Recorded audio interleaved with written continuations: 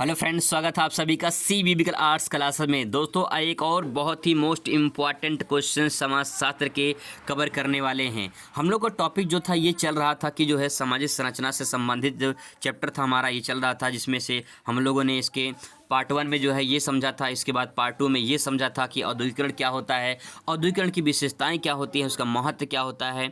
इसके बाद दोस्तों हम लोग जो है नगरीकरण के बारे में समझे थे। बहुत अच्छे तरीके से विथ डायग्राम के माध्यम से देखिए मैंने आपको समझाने की कोशिश किया है और अच्छे तरीके से मैंने प्रेजेंट किया है। आप उस वीडियो को नहीं देखे ज़रूर देखें, आपको बहुत कुछ सीखने को मिलेगा और बोर्ड पेपर में आएगा तो आप 100% पूरा नंबर पाओगे। आज के दोस्तों इस वीडियो हम लोग बात करेंगे उपनिवेशवाद के बारे में। बहुत ही मोस्ट इंपॉर्टेंट क्वेश्चन है, आपसे बोर्ड पेपर में ये 100% पूछा जाएगा और अगर पेपर में आ गया तो समझ लीजिए कि आप अच्छे नंबर से जो है यहाँ पे इसको प्रेजेंट कर पाओगे और पूरा नंबर आपको मिलेगा। याद कराने की गारंटी मेरी है, हमेशा मैं कहता हूँ बस आप भरोसा करिए, विश्वास करिए, मैं आपको अच्छी तरीके से तो तैयार करवा दूंगा। चलिए शुरुआत करते हैं। क्वेश्चन दोस्तों यहाँ पे है, उपनिवेशवाद का क्या अर्थ होता है? उपनिवेशवाद के कारण भारतीय समाज में हुए परिवर्तनों की विवेचना कीजिए। तो दोस्तों यहाँ पे जो सवाल पूछा गया है, सवाल ये है कि उपनिवेशवाद क्या होता है, ये हमको समझना है और भारतीय समाज पर जो है इसके द्वारा जो परिवर्तन हुआ है इसकी विवेचना हमें करना है। आइए समझते हैं। इसी क्वेश्चन को अथवा करके पूछा है कि उपनिवेशवाद से आप क्या समझते हैं? भारतीय समाज पर उपनिवेशवाद के संरचनात्मक परिवर्तन का विवेचना कीजिए। चलिए डिटेल में समझते हैं कि सबसे पहले ये समझते हैं उपनिवेशवाद क्या होता है, फिर इसके बाद जो उपनिवेशवाद आया इसके द्वारा भारतीय समाज पर क्या परिवर्तन हुए, ये पूरे डिटेल में समझने की कोशिश करते हैं। दोस्तों सबसे पहले बात ये करते हैं कि उपनिवेशवाद क्या है। डिटेल में समझाऊंगा, मैं आपको अच्छे तरीके से याद करवाने की पूरी कोशिश करूंगा। चलिए समझते हैं। उपनिवेशवाद लिखा हुआ है, यहाँ पे एक सेंटेंस लिखा हुआ है उपनिवेशवाद।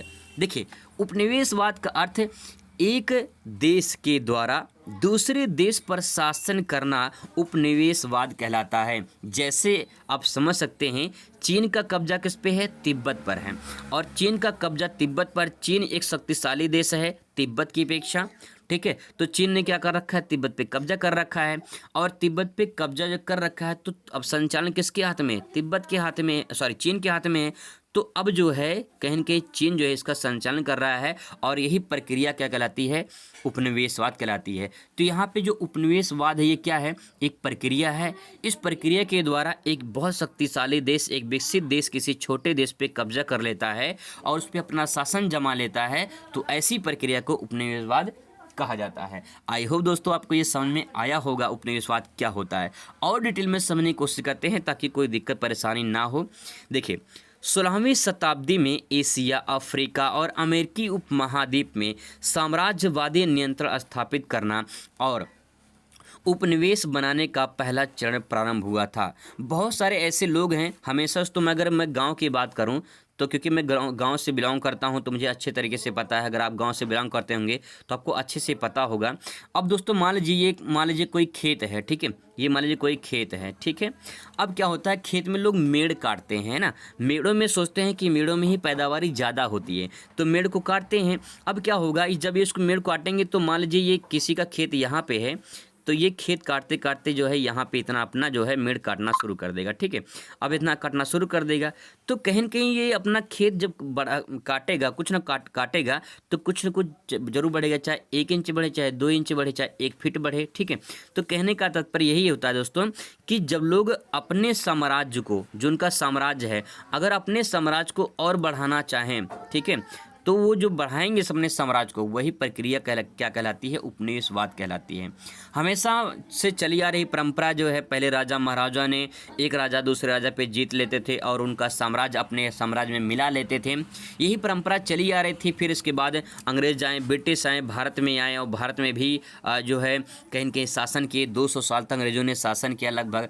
तो कहने का तात्पर्य दोस्तों यही है, भारत भी कभी उपनिवेशवाद हुआ करता था, क्योंकि गुलाम किसका था? अंग्रेजों का था। तो भारत भी कभी उपनिवेशवाद हुआ करता था, क्योंकि अंग्रेज क्या करते थे? साम्राज्यवाद करते थे।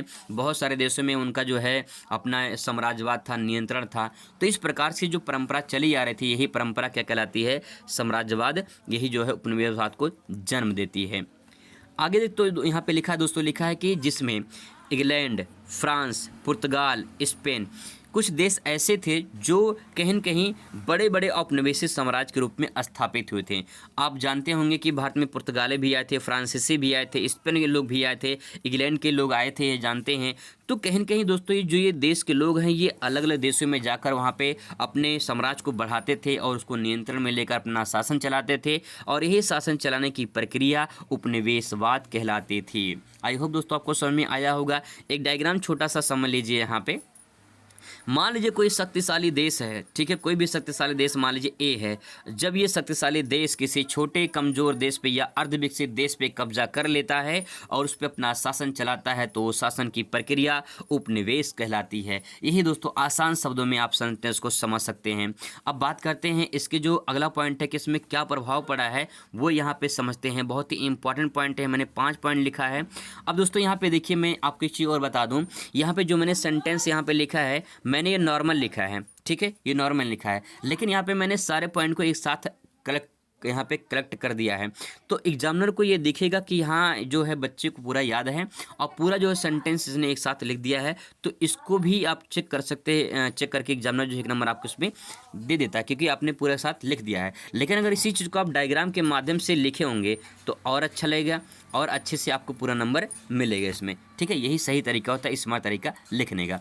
अब ये समझते हैं दोस्तों कि उपनिवेशवाद जो होता है इसके द्वारा क्या संरचनात्मक परिवर्तन होता है, ये हमको समझना है।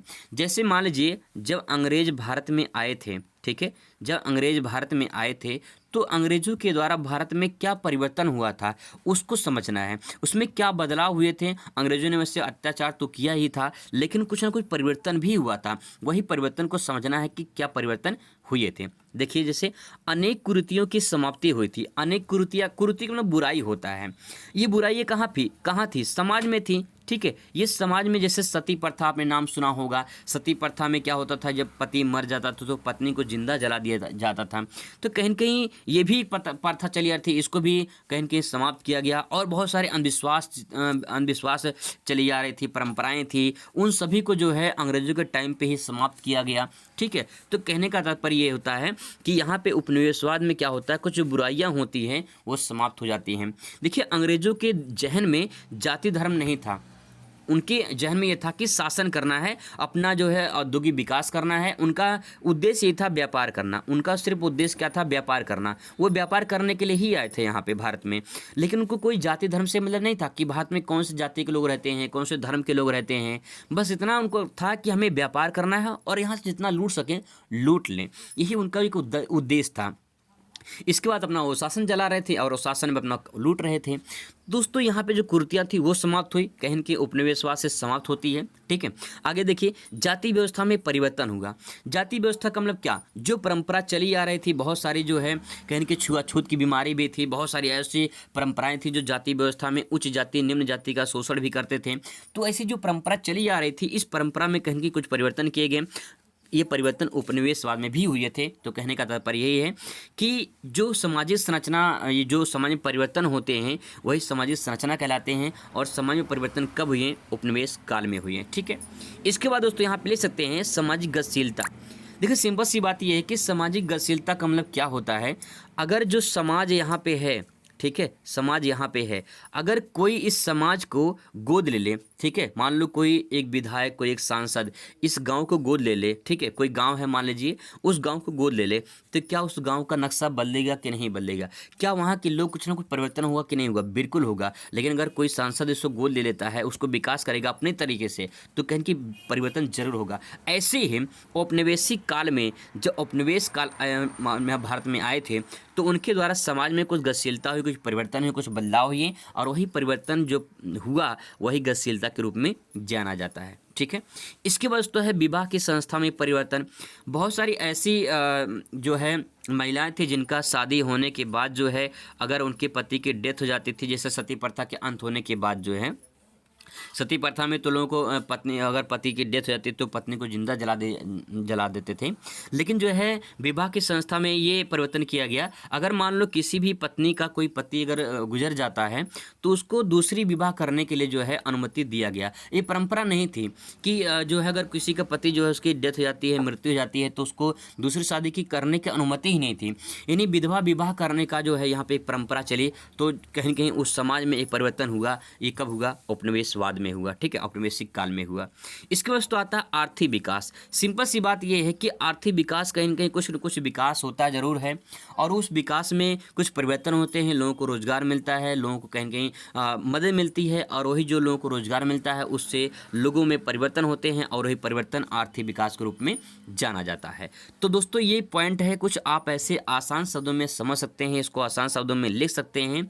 ये कुछ इंपॉर्टेंट एक चैप्टर था जिसको हम लोग सीरीज के रूप में कंप्लीट कर रहे थे। यहाँ पे सारे क्वेश्चन बहुत ही इंपॉर्टेंट हैं। अगर इसका पीडीएफ चाहिए तो पीडीएफ मैं टेलीग्राम पे भेज दूंगा, व्हाट्सअप नंबर पे भेज दूंगा। अगर कुछ लोग को व्हाट्सअप नंबर पता होगा, मैंने पिछले वीडियो में दिया था, तो आपको पूरा पीडीएफ मिल जाएगा और आप अच्छे नंबर से जो है पास हो जाएंगे अगर आप ऐसे प्रेजेंट करेंगे तो। आई होप आपको वीडियो अच्छा लगेगा। मिलते हैं नेक्स्ट वीडियो में। Thanks for watching.